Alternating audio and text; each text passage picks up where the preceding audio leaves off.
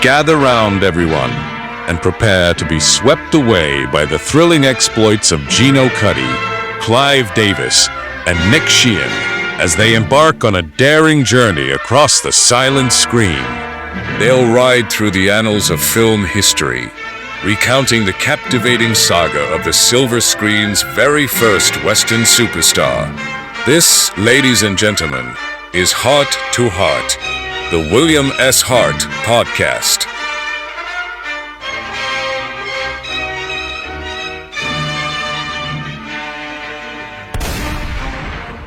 Hello, everybody, and welcome to Hart, the William S. Hart podcast. I am, of course, your host, Gino Cuddy, and I'm here with my two regular co-hosts, Clive Davis and Nick Sheehan. We're continuing our pilgrimage through the William S. Hart filmography, and we're going to be discussing two films tonight, two features, those being The Disciple from 1915 and Hell's Hinges from 1916. And our discussion of Hell's Hinges will actually have a special guest. But let's first discuss The Disciple. I wonder who that could be. I have no idea, for it is in the future. Where, Yes. as Criswell says, I do like, Gino, that you said our pilgrimage, because I think it's a fitting term for this diptych we're talking about today, The Disciple and Hell's Hinges, because I really see these films as the New Testament and the Old Testament. This first Don't you go film- calling me a diptych, Nick? I'm so sorry. Very much a dipstick, Clive. But no, so I do feel like this. Yeah. Anyway, let's Gino, you sort of unpack the film for us a little bit, and then I'll get into my thoughts about how these two films, they're very interesting to watch side by side. Right. The Disciple was released November 21st, 1915. It was produced by the Triangle Film Corporation under the supervision of Thomas H. Ince. It was distributed by Triangle under their KB Ince brand. It was in production between May 27th to July 2nd, 1915. The production cost was $8,356.12, which in 2025 dollars would amount to $268,037.85. It was directed by William S. Hart with a story and screenplay by S. Barrett McCormick and Thomas H. Ince.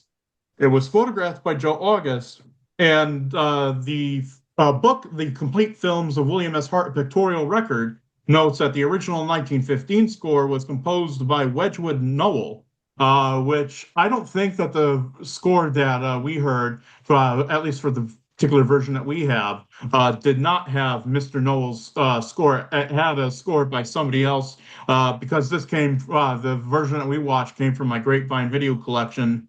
But anyway, the cast consists of Jim Houston being played by William S. Hart, Mary Houston being portrayed by Dorothy Dalton, Alice Houston being portrayed by Thelma Salter, Doc Hardy being portrayed by Robert McKim, and Birdshot Bivens being portrayed by Charles K. French. And the plot of this film is Parson Jim Houston, along with his wife Mary and young daughter Alice, moved to Barren Gulch, a town drenched in sin. Unfortunately for Houston, no good local doctor and saloon owner Hardy has eyes for Mary, and the two decide to run away together. As Jim preaches to the barflies, Mary and Hardy escape, leaving him alone to tend to his daughter Alice. Jim, devastated, abandons his faith as Hardy and Mary set up shop in a new town. Jim has fled to the mountains, where Alice has taken ill. Alice's condition worsens as Jim surrenders to God.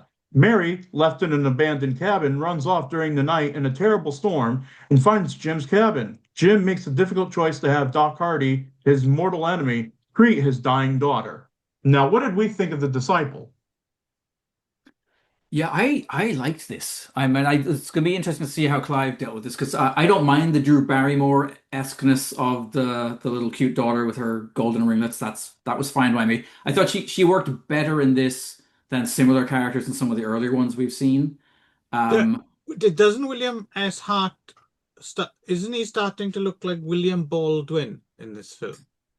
Yes, I also think there's a bit of Bob Odenkirk in him as well.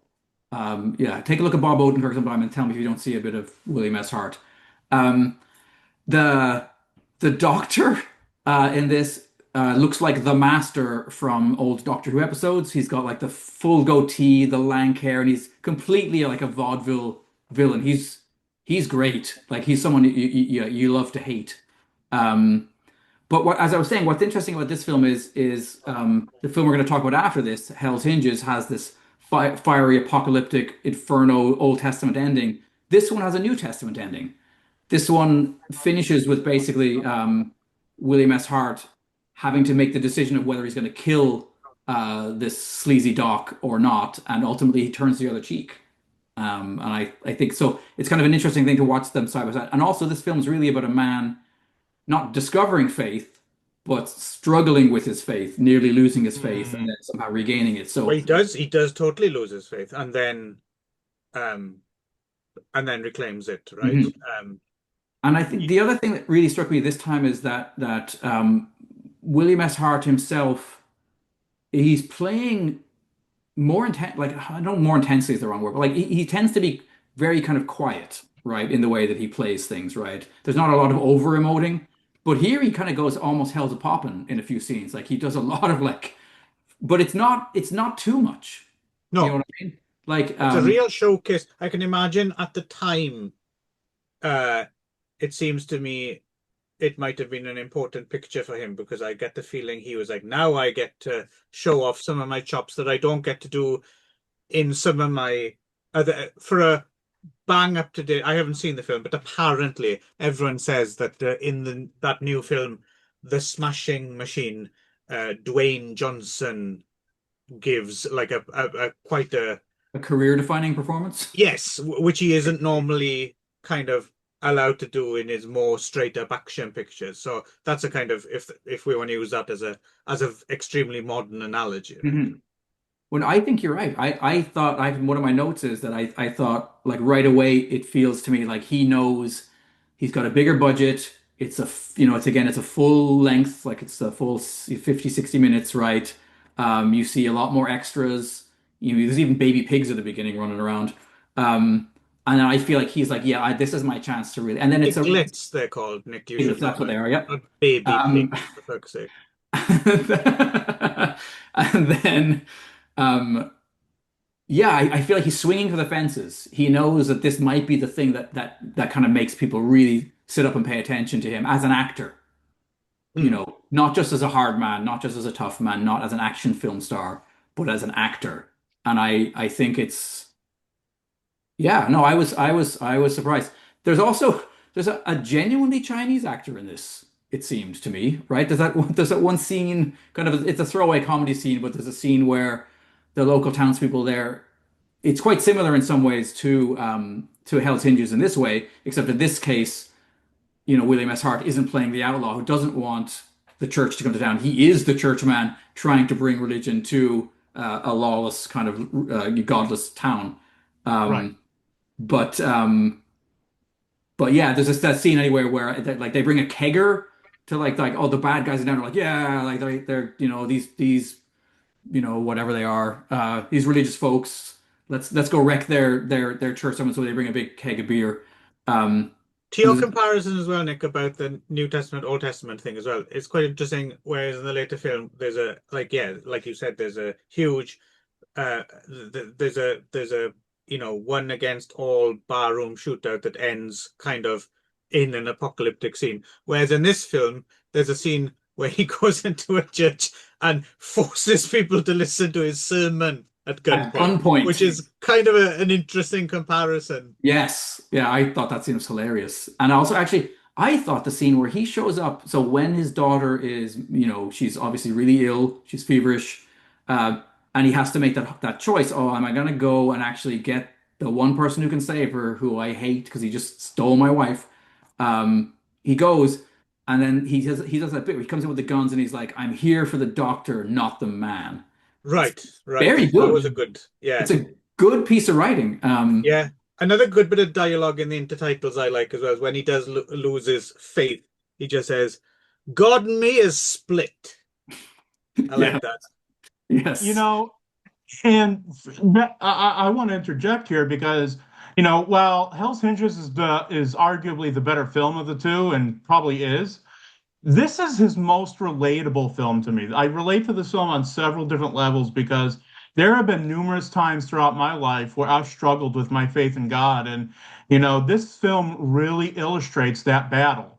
There have been numerous times where, somebody in my life has died, has been hurt in some way, or I haven't gotten a victory.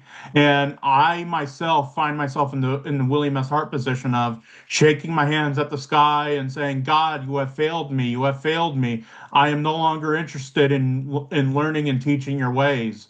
Mm. And for me, this is one of my favorite films because of that. One of my favorite William S. Hart films because of that.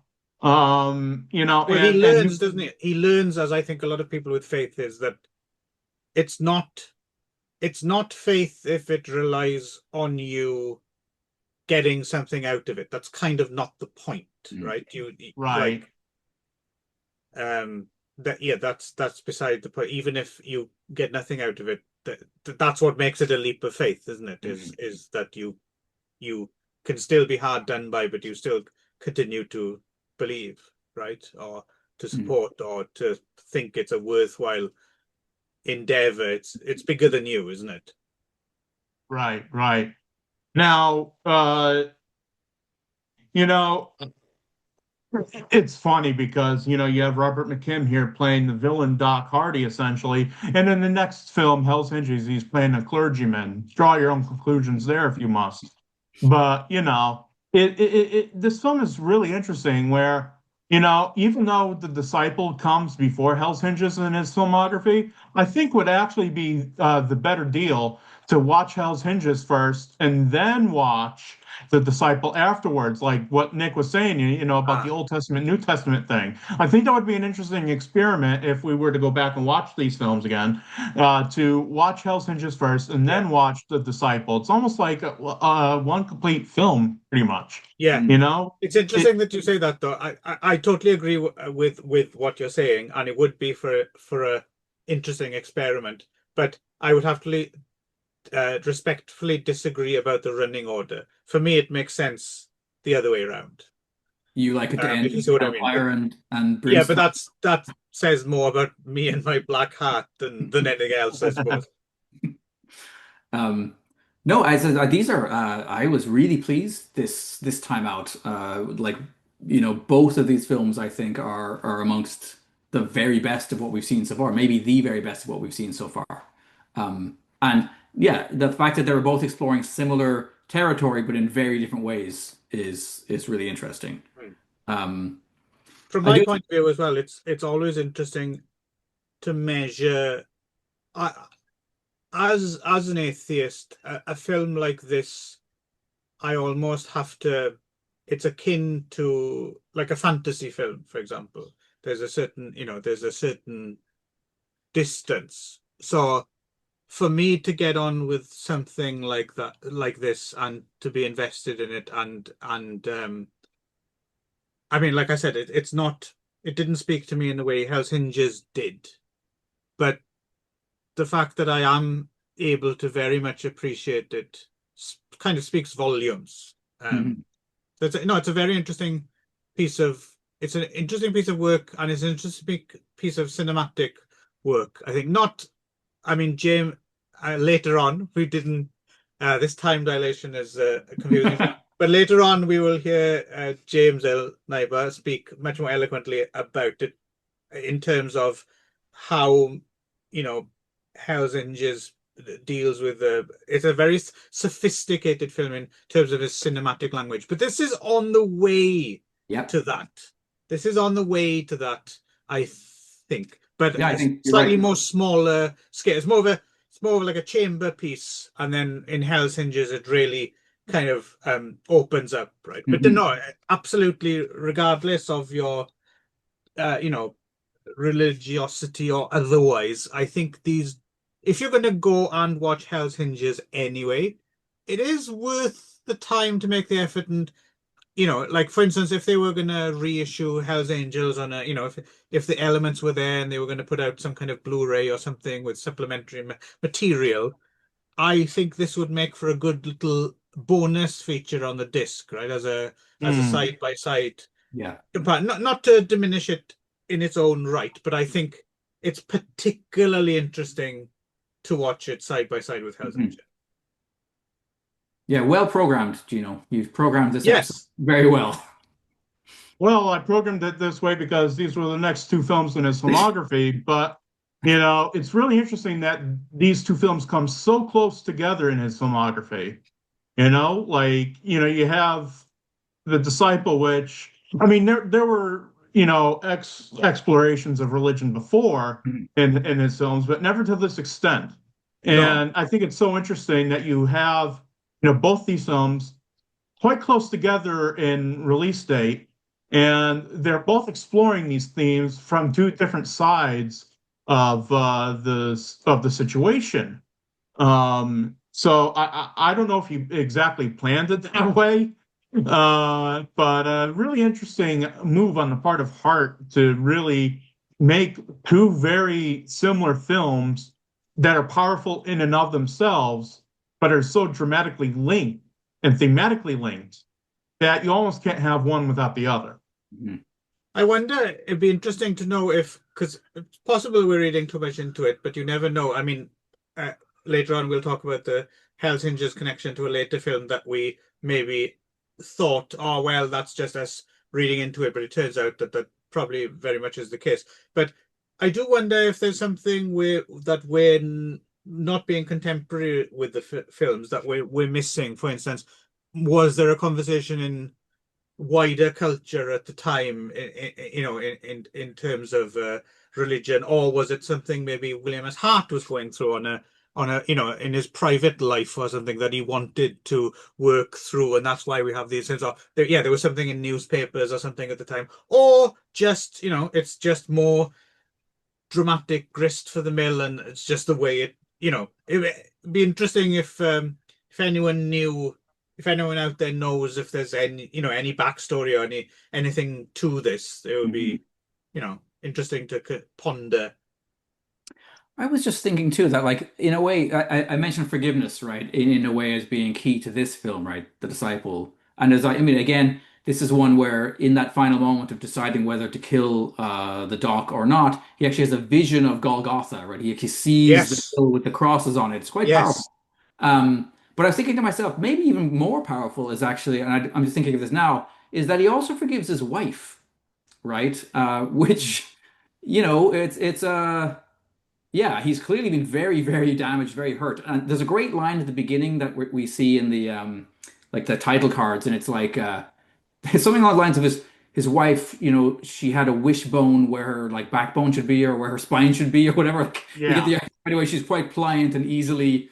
Well, Uh, that's interesting. You mentioned the wife thing. I think the forgiveness for the wife thing as well, not just in this. So this is an example of it. I think this is also an example of a big cultural shift that we've gone through as well, right? Because I think, in terms of when this film was released, absolutely, I think she is made out to be the villain of the piece, and the fact that he can forgive her is just a massive thing. And I understand she did leave her child, for mhm. example. Yeah. However, having said that, I think a female character doing such a thing in a film nowadays wouldn't necessarily be considered quite the unforgivable act that it was then.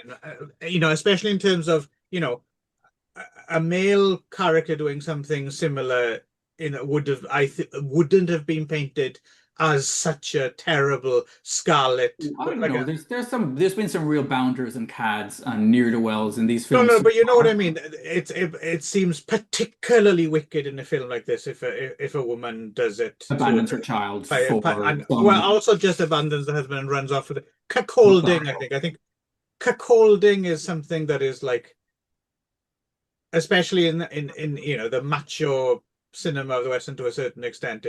I think it's something that nowadays it would be a lot.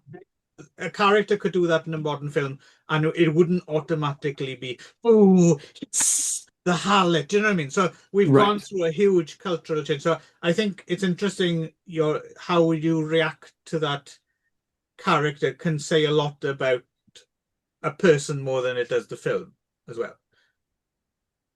Sure. But what it says about me is I don't want my wife to run away with some sweaty, bearded, Lothario with lank So hair so side. so if he was clean shaven That's and fine. not sweaty, you wouldn't mind. No, I mean, I feel for William S. Hart, and I think he is the greater man at the end of this film for basically kind As of a figuring sweaty bearded man, I resemble that remark. And I think, I mean, we've seen the other side of, we will see even the other side of William S. Hart, where he does not forgive, where he brings down the holy fires of My hell, man, Bill. right? But in this film, no, he turns that other cheek. He does unto others as he would hope they would do unto him, and. Yeah, the other film is much more turning the other butt cheek and farting in your face, isn't it? Well, okay, ladies and gentlemen, Clive has just brought down the class and elegance of this Once podcast again. down to number one. Mm.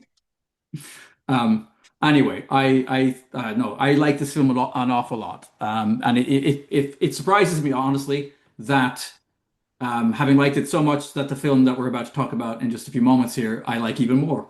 Yeah. Yes. Yeah. Anything you want to add, Gino, before we move on to our special guest? Well, again, I think The Disciple is a very relatable film for anybody who has crises in faith. For anybody who's ever experienced, what is God's mission, really? Like, what's his end game goal? I mean, I've even brought this up in Facebook groups. I mean, being on the autism spectrum, I'm a part of a Facebook group called the Neurodivergent Christian. And I have tried to start conversations, but I've sort of been directed not to, just by reading the room.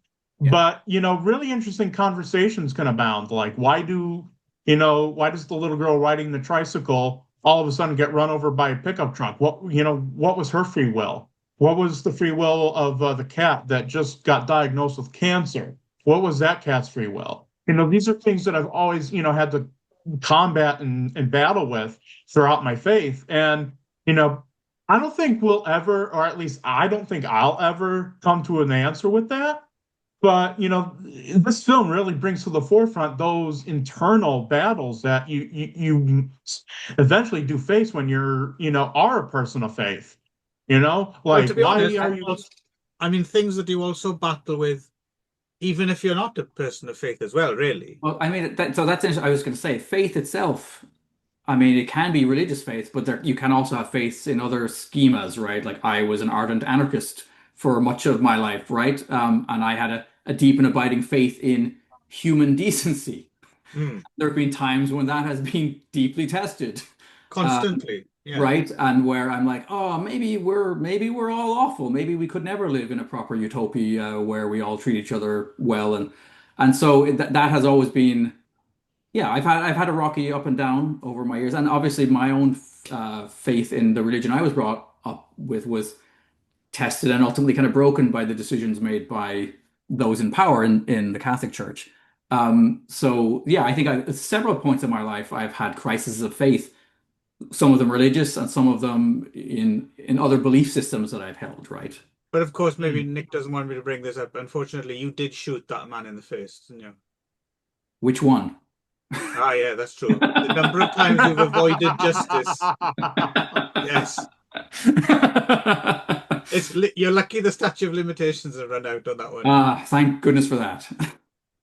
But no, as I said, William S. Hart, he's really hitting his stride now. I'm excited to see where we're heading. Yeah. It would be interesting. So doing this ass backwards a little bit, but after, considering the other film that we watched as well, is it a peak from which we go down, or is it a bit more? Is it not as clear cut as that? Like maybe we have a mountainous journey ahead of us. It'll be very interesting because I don't know. Other than tumbleweeds, I don't really know. So it'll be interesting to see.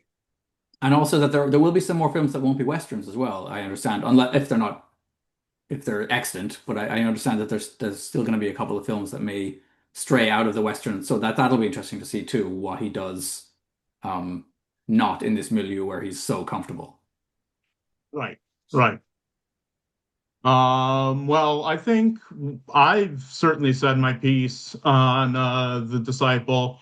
Have you two feel, do you two feel like you've said all that you've wanted to say about The Disciple? I say go see it. I say Yeah. search it out, find it, and watch it. And now we're going to be moving forward to our second film tonight, which is the famous William S. Hart film, Hell's Hinges. And for this discussion, we actually have a special guest with us tonight. And this man deserves an introduction because he is just one of the most prolific authors on film in the market today.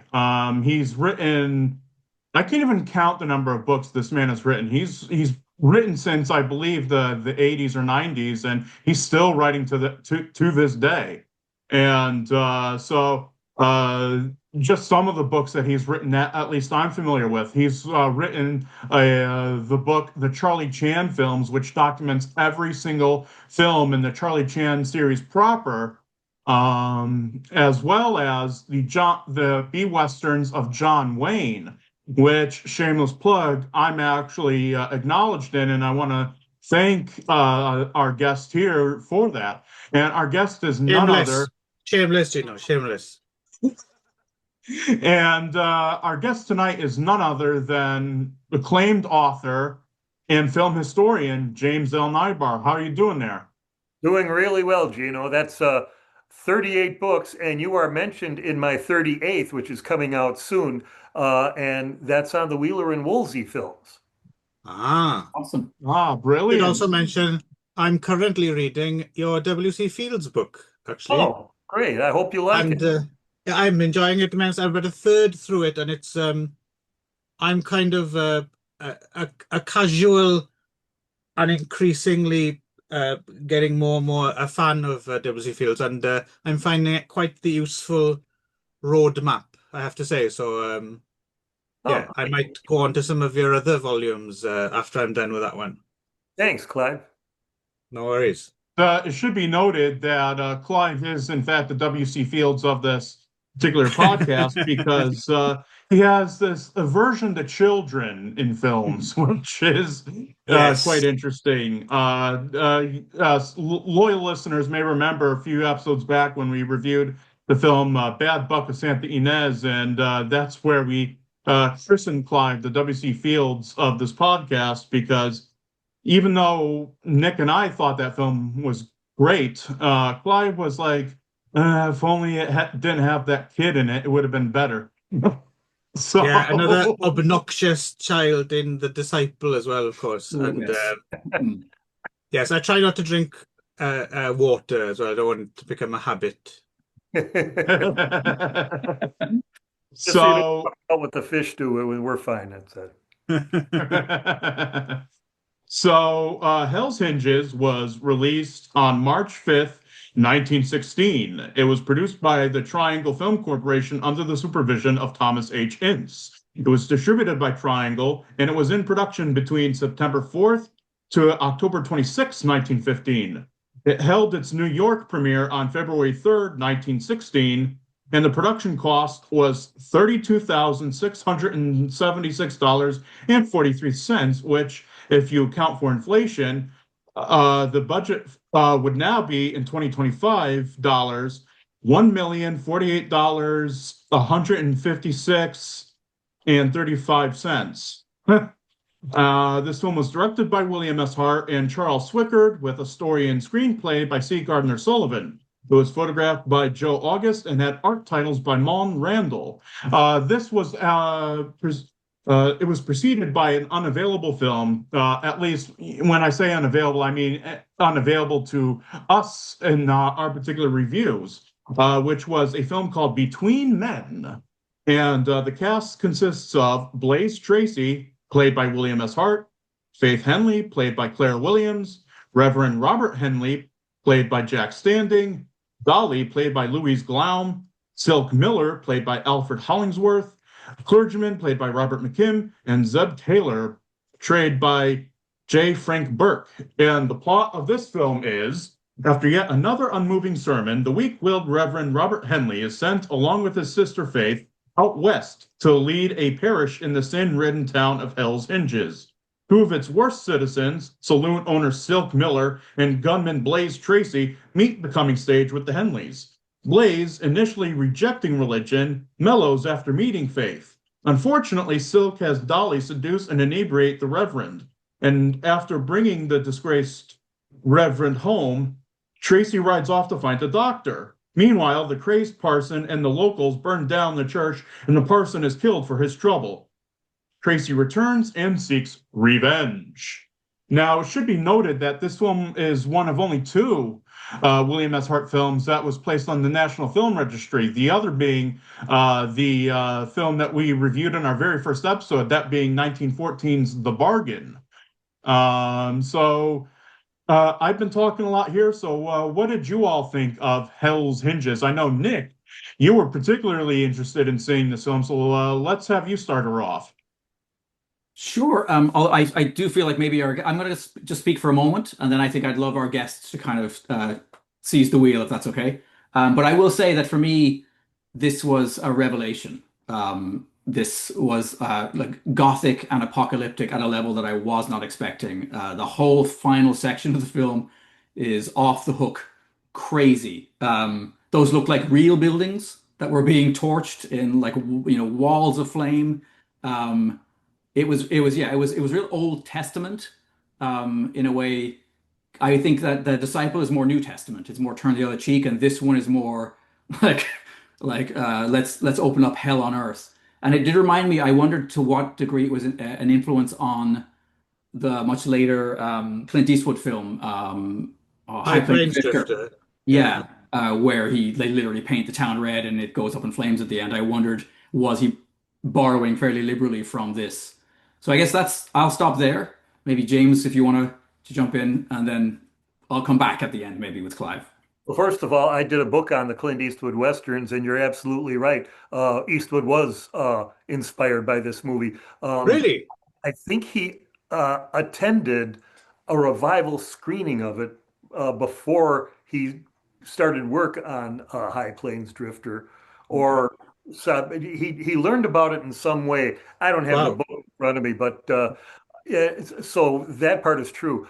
What fascinated me about Hell's Hinges right away is that how they used the visuals. I mean, 1916 and shot, Gino just said shot in 1915. So, and I know D.W. Griffith was doing Birth of a Nation and Intolerance and all those big epic films, but the Western was central to the development of cinema. I mean, the first narrative films were Westerns, like The Great Train Robbery. So by 1916, they were honing it to the point where the director, Swickard, was the visual sense. Like when they first show the first shot of the rustic town, the violent town, they have all this vastness showing. I mean, the whole frame, all this negative space, and then a crowd back here and a guy running out and getting shot. And wow, this is a violent place. We know that already. So there's a crowd here, a crowd back there, and it's all framed. I think they call that mise en scène, where you place Hmm. objects on the screen within the frame. And Swickard keeps it all in the frame with movement going all over the place. And the other scene a little bit later is when Silk and his accomplice are talking in the saloon, and there's the two of them in the foreground. And then over here, you got the gamblers. And then in the back, through a door in another room, there's dancers going on. So there's movement all around framing them. And they're the central part, not moving, just talking. And that's an incredible visual sense for so early in the history of cinema. Now, you're all film historians, and you understand what the development was and where we were at that time. And Swickard, I don't think gets enough credit because he died so early. He wasn't young. He was almost 70 when he died, but he died. Was it 1920, 21, something like that? Yeah, I believe so. Yeah. And so he didn't hang around long enough to do a lot. And he was also an actor and also contributed to some of the scripts. I think he directed a Buck Jones movie too. And he has such of a visual sense. And I know William S. Hart gets some credit for directing too, but Hart was more interested in the performance, especially his own performance and how his character was presented. And he had absolute creative control over that already. Um, The it's IMDb, sorry to interrupt. The IMDb also, how accurate it is or not, also has Clifford Smith as an yeah, uncredited co-director. So I don't know how yeah, much veracity to give that. yeah. Smith was sort of like a traffic cop, was keeping everything on time. Now we move over here, set up the cameras over there. He was like More like that. an AD or something like that. Yeah, and those guys didn't get credit back then. But for our own historical accuracy, it's good that we know that name. So, but I really think the vision is Swickard's, and Right. I keep wanting to say Joseph. That's his brother. It's driving me nuts. But the actor, but yeah, Swickard, his visual sense and his use of keeping the action in the frame and having action surrounding stillness or having stillness surrounding action and alternating and never becoming uneven makes it, really great cinema. And the way William S. Hart has this stoic, quiet presence with all this tumultuous stuff going on throughout the film, like, we already talked about the ending, how crazy it is another visual element where everything's going on. William S. Hart entered the scene, bam, he's the star. He's the leading man. He's the guy we focus on. It's really quite brilliant cinema for 1916. You're talking about the visual style as well. Also worth noting, it's shot by Joseph August, and apparently it's his debut as Yeah, well. Later went on, like he's famous for doing the 39 Hunchback of Notre Dame and Devil and Daniel Webster, but clearly straight out the gate, he knew what he was doing, yeah, he right? had a great visual sense for cinema. Yeah, Yeah, I was going to say, it's also interesting to me that they actually hold back. So, the movie doesn't start with William S. Hart. It actually starts with the ne'er-do-well, kind of lousy, reverend, right? And his he's suffering great as well. sister. He is really He good. has these daydreams of like preaching to like bar floozies or something. It immediately put me in mind of those scenes in Father Ted when he imagines like being in a disco or something like that, after Right. appropriating church funds or something like that. Yeah, Well, yes. the opening is Um, wonderful because the minister, William S. Hart's films are great for their subtlety. They don't have the sweeping, florid gestures, excuse me, that a lot of early cinema has that far back.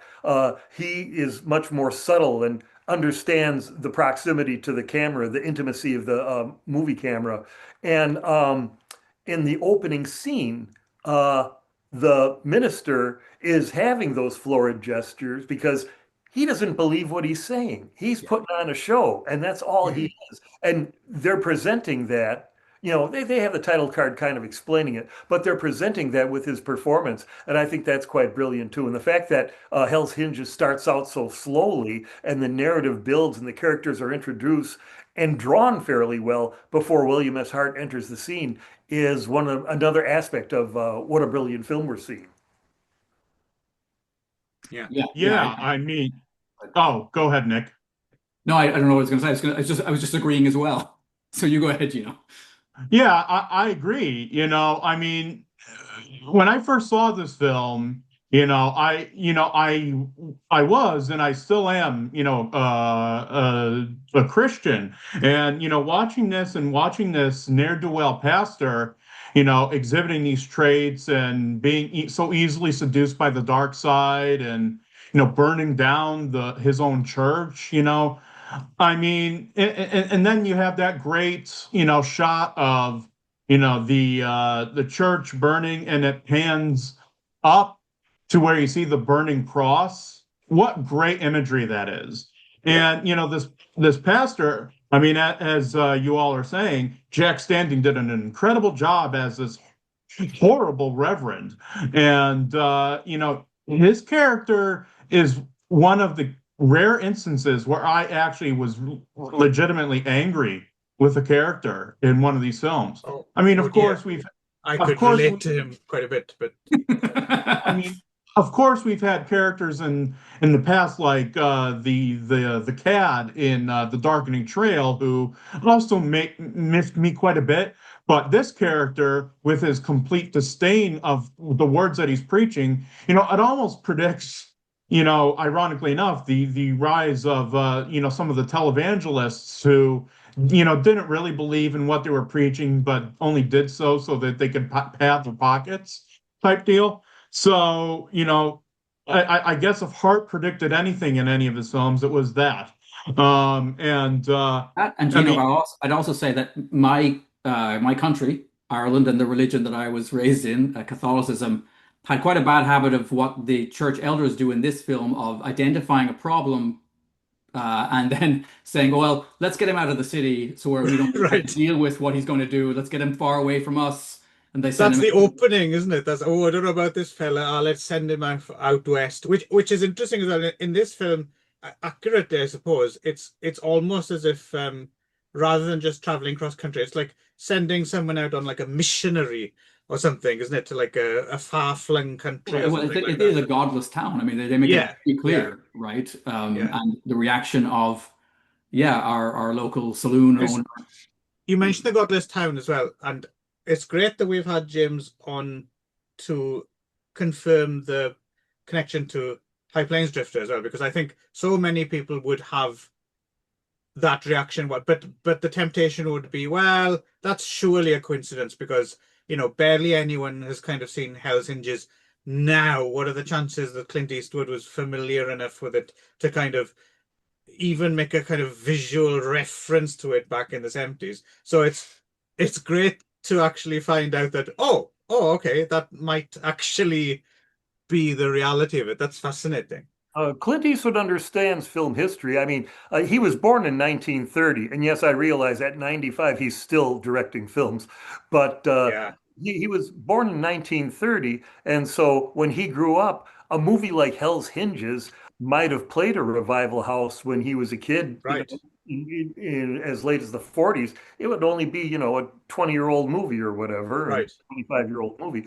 And so he could have an understanding and a familiarity. I mean, I'm a lot younger than Clint Eastwood, I'm not even quite 70 yet. But when I was a kid in the 60s and 70s, everybody knew who William S. Hart was in my age. Really?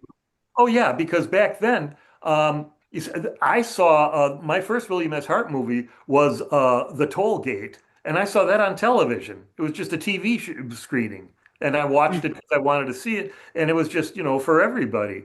And if I went back to school and said I saw a real good silent western with William S. Hart, and I know whoever I was talking to would say, "Oh yeah, he's usually good."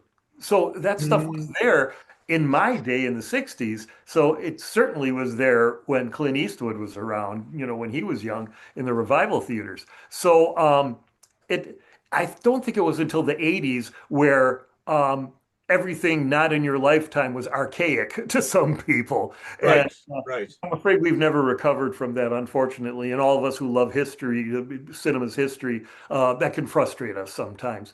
But yeah, but Eastwood had an understanding and an appreciation of what came before him, and he used his influences very, very well. So, but yeah, Hell's Hinges has a lot of elements. The religious theme, as was brought up, is interesting because we're not supposed to like that phony preacher. He's not a Christian. He's a phony Christian. He's making a mockery of the faith. And the fact that it has to be burned down and then started anew is very much Old Testament in a way. Yeah, yeah, There's a lot of that, there's a lot of symbolism going on, but the underlying theme is Hell's Hinges.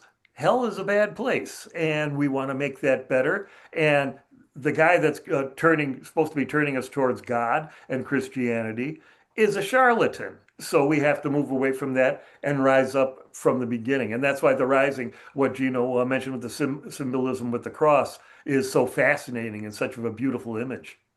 Thanks for backing me up there as well, James. I know Gino, as a younger person, has a slight kind of nostalgic thing for the 80s, and I keep telling him, no, no, no, I lived through it. The 80s was the devil.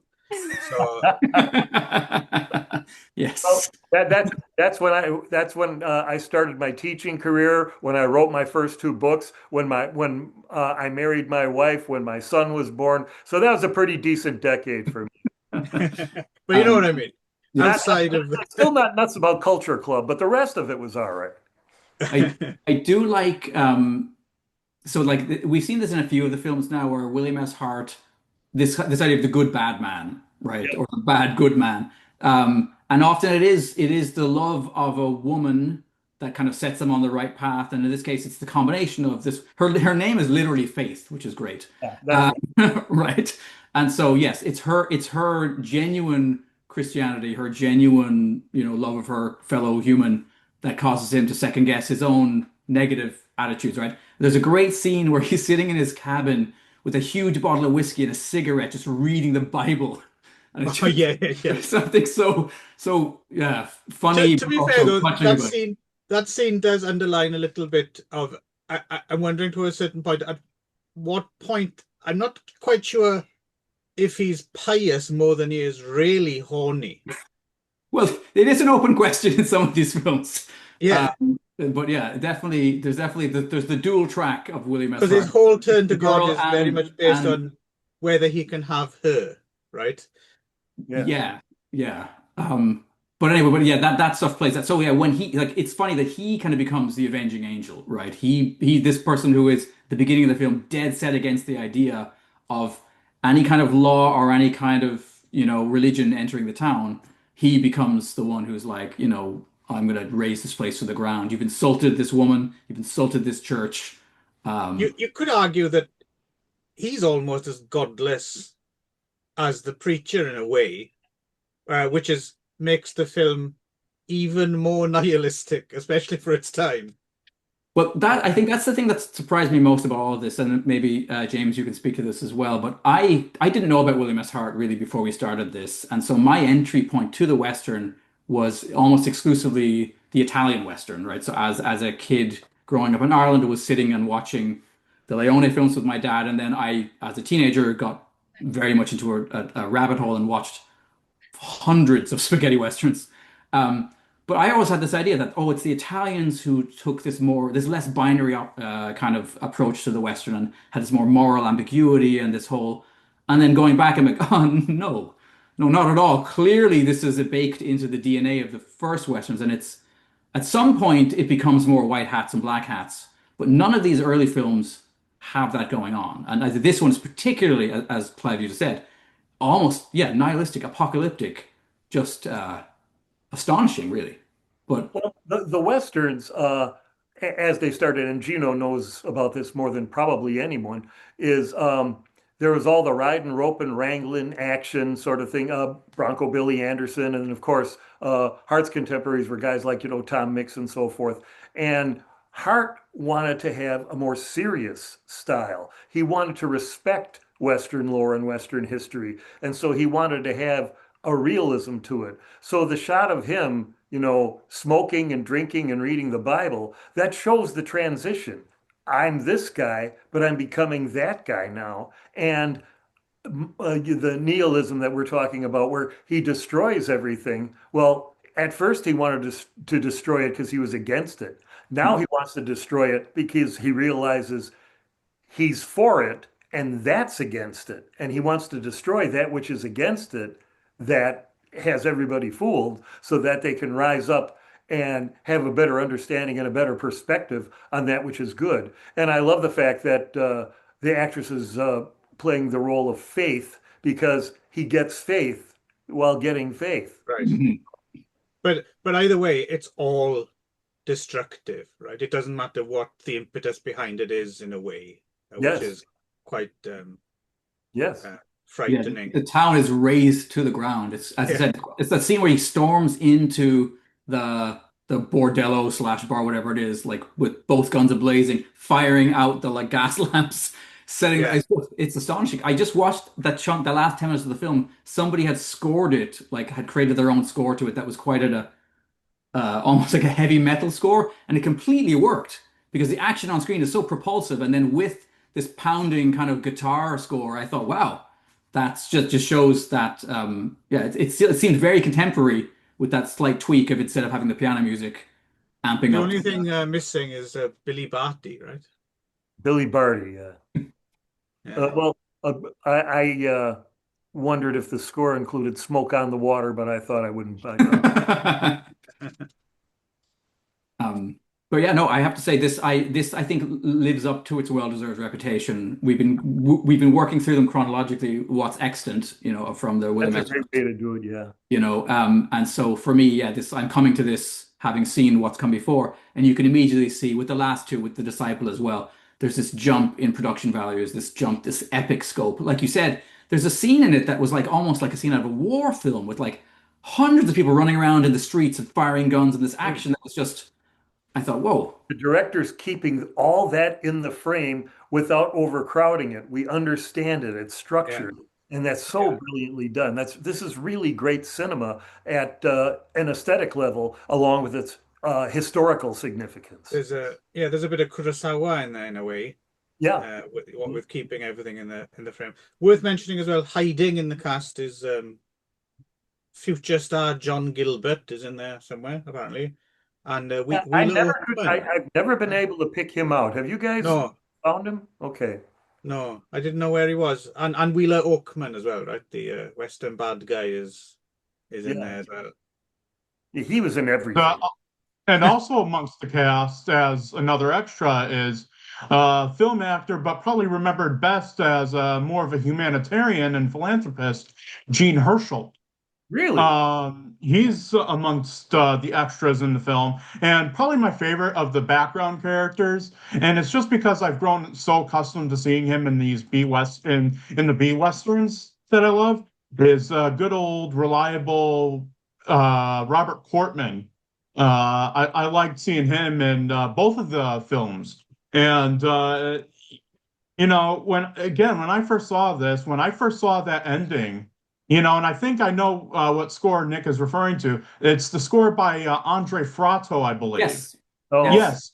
okay. I actually asked his permission if I could use his particular score back when I was doing Six Gun Theater, and he allowed me to do so. And admittedly, it doesn't always work, but for that last sequence, it really does work.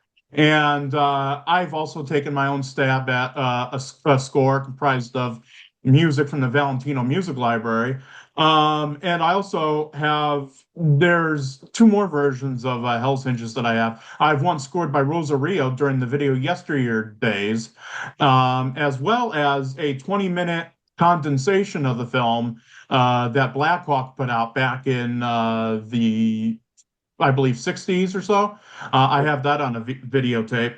And no matter what version you watch, it's still a great film. It's like when you watch any version of Metropolis out there, even the muddiest quality of the film, you're still seeing a magnificent piece of cinema, and that shines through regardless of image quality or score quality or both.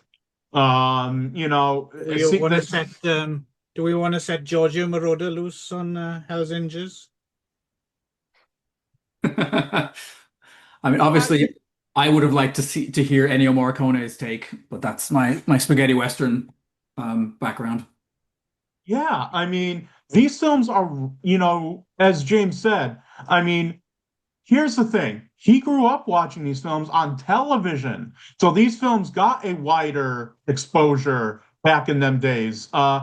With programs like Silence Please and other programs providing a retrospective on the silent era. And it's sad that we sort of, got away from that. I mean, where the only place you could see silent films now is Turner Classic Movies, which I still got to give them their fair praise for that. But, these films should get a wider exposure, a wider audience. I mean, like Nick said, most people think that the Western and the action films that we all come to know and love started in the 60s with the Italian Western. But if you really do your history and really take a deep dive, this isn't new ground that we're treading here. I mean, William S. Hart in 1916 is going into a saloon, is shooting up gas lights, is setting the whole town on fire. Citizens are scurrying about, running for their lives, not knowing what to do. And he's just calmly and sedately just, looking back at what he did is like, I came in, it's like it's like the Roddy Piper thing of I'm here to chew bubble gum and kick ass and I'm all out of bubble gum, type deal. It's That's a marvelous. connection I wasn't expecting to make this evening. Well, hey, No, we've made weird if connections in there's the two past. guys I always get mixed up, it's Roddy Piper and William S. Hart. William S. Hart. Have we ever seen them hey. together? No, it's suspicious, isn't it? It's like Joan Jett and Joyce DeWitt, you know what I mean? But it's like we've made weird connections on this program before, Clive and Nick. Don't pretend this Oh, yeah. isn't new. No, I mean, I we've see. made connections to Bill and Ted movies on this show. Sure. So, I do see maybe a comparison to Roddy Piper isn't that much of a stretch. No, you're right. But Because I think there's brilliant. a through line here from William S. Hart right through to whoever is in the moment, like Jason Statham, whoever is is in the moment of our action movies. Silent guy, he has a background where he was a bad guy, but now he's working a good, like there's so many, like this whole thing, this whole edifice, I feel like, which is just endlessly used by action films, all goes back to William. Well, there are films with William S. Hart, and if you haven't, you'll run into him eventually doing this podcast. But where it'll be a real rowdy saloon, and he'll just walk in there and look, and the camera holds it. They don't just cha-choom and edit away like a music video. He walks in and into the saloon doors, and he just looks, and they close in on his face, just looking at all the stuff that's going on, and that's sort of a quintessential Western movie image, but Hart did it first. And so anybody who does it afterwards, he still did it first because, as Gino can back me up, Hart wanted to do things seriously. He wanted to take Western cinema seriously and not be the riding, roping, wrangling guy. He wanted to make good, solid dramas. And he didn't like to play around. And so when he gave us that, he really defined Western cinema. So he's really the start of everything. If we had social media back then, I suppose we would have had William S. Hart facts as opposed to Chuck Norris facts. Yes. Yes, Exactly. indeed. But the question has always come up. I mean, Tumbleweeds is arguably his most famous film because it, public domain for years and years and on videotapes and everything, and that sound reissue.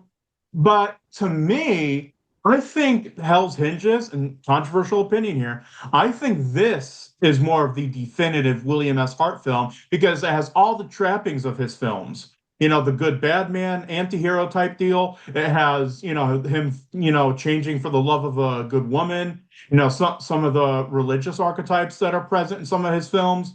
And honestly, and we're going to get to that eventually down the line. I much prefer this style of William S. Hart movie as opposed to Tumbleweeds. I mean, Agreed. while I love Tumbleweeds and I think it's a good movie, the best part of that movie is that one land rush sequence, But honestly, Hell's Hinges is by and large the definitive William S. Hart film, and it really is a fantastic film. It was the first William S. Hart film I ever saw. I reviewed it for Cinema Craze back in the day, and it really is a marvelous, breathtaking film, and I think more people should see it.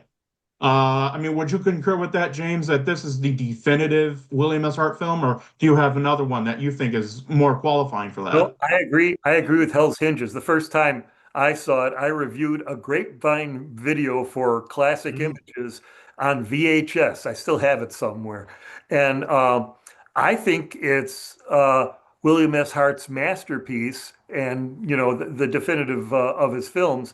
But the thing is, Tumbleweeds is considered a culmination, and that's why I think it gets so much play.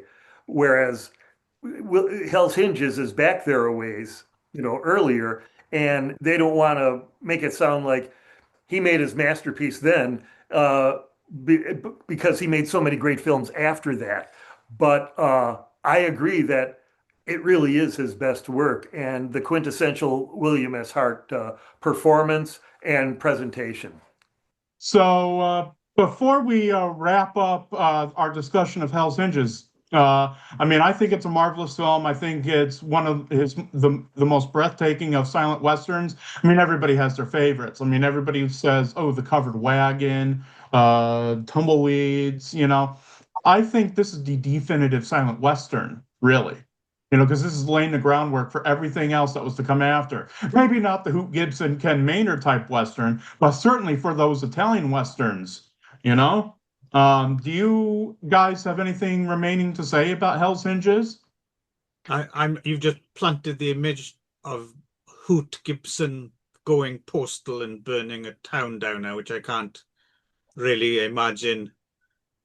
I was just going to say that, William S. Hart's 51 when he makes this film, right? And he doesn't look it. I don't know if that's that. Again, we've talked about this before, and again, like this is 1916 as well. We tend to think of people aging faster in the old days. But he's looking pretty spry. He's looking pretty great for 51. Yeah, he looked like a bag of hammers before this in some of the films, but yeah, yeah. Yeah, And well, I think, I agree that Hell's Hinges, I think it was Michael Wilmington, who was with the Chicago Tribune, who, after a screening of Hell's Hinges, said, it's the best Western until Stagecoach in 1939. Wow. And that's saying a lot. So Yes. that is that there are people who appreciate it at the level that we do. And I really think that not only is it William S. Hart's best film, I would agree with the statement that it may very well be the finest Western of the silent era. All right. And somebody that I wanted to mention prior to us wrapping up this discussion of Hell's Hinges is the actress playing Dolly in the film, Louise Glaum. Marvelous actress. And this is really, I mean, we've seen her in a film before in our pilgrimage through Hart's filmography, but this is really the first standout performance that she has in one of his films. And she is marvelous at playing the vamp. As a matter of fact, that, pretty much from here on, I think there was an earlier film where she played a vampish character, but, pretty much from there on, that's what she primarily played in films. I mean, she was actually a contemporary of the notorious Theda Bara. And, she's in a lot of, Hart's films. She's in at least 6 of his Westerns. We're going to be seeing her again in a few films coming up, including The Return of Draw Egan. Tell the And we're truth, going to be have you been daydreaming about giving sermons to her? Who wouldn't, Clive?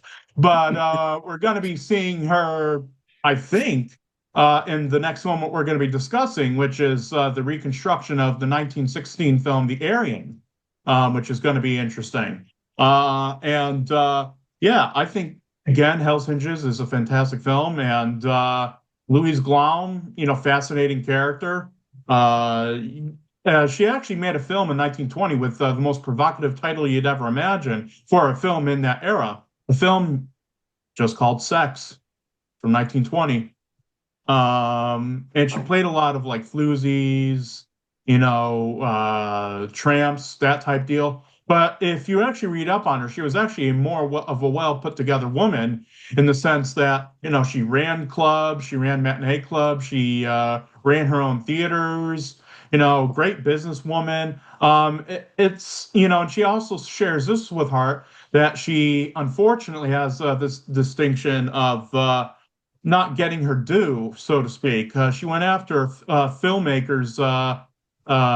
She went after Thomas H. Ince's estate once he passed because I believe the previous director whom she worked with didn't follow through on giving her exact wages, and she went after the incestate, but that fell through due to technicality. So she never did recoup her losses for the memorable roles that she played in film.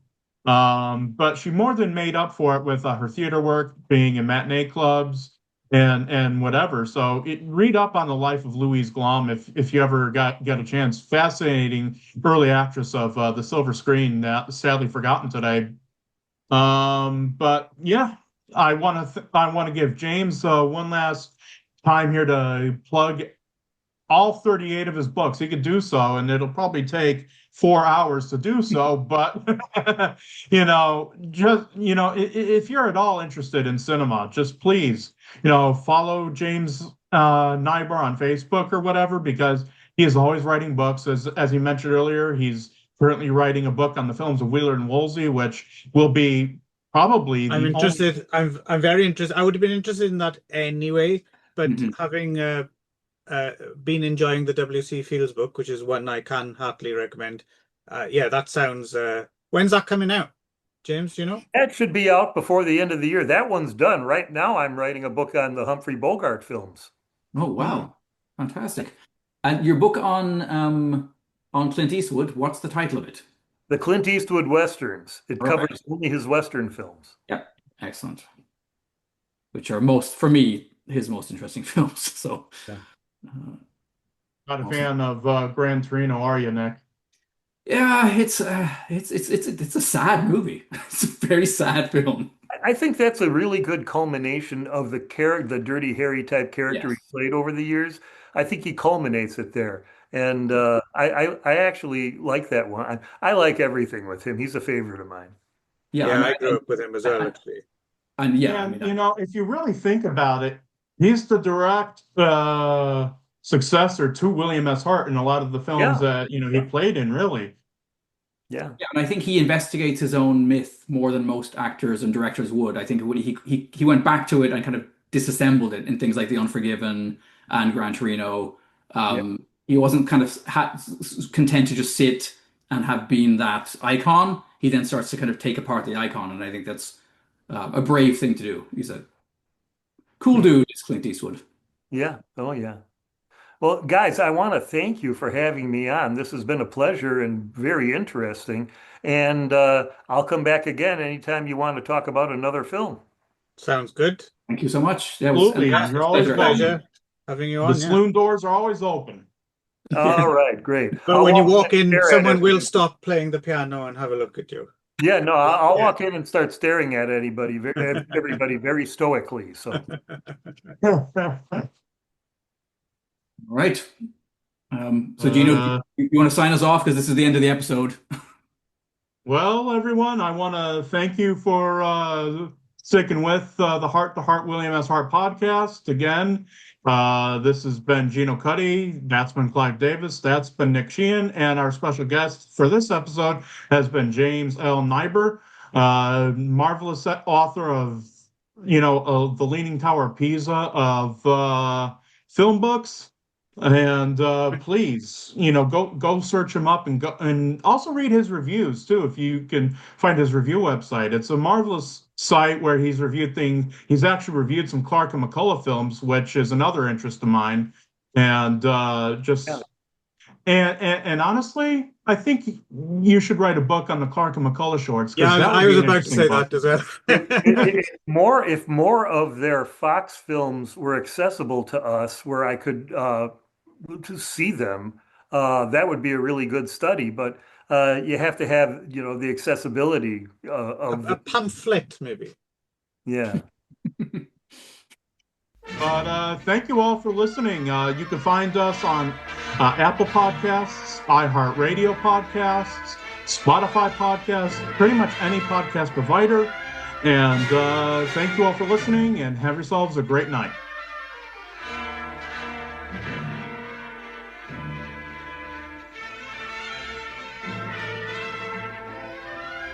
This has been a Gino Cuddy podcast production.